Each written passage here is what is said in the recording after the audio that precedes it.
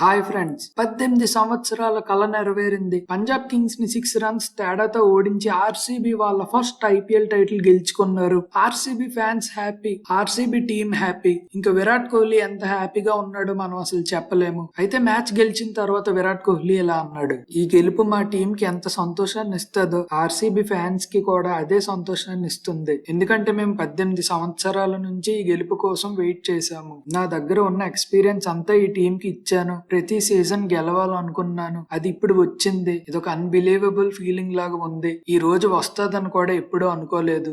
AB de Villiers ఈ franchise కి ఏదైతే చేశాడో అది ఎప్పటికీ మర్చిపోలేము.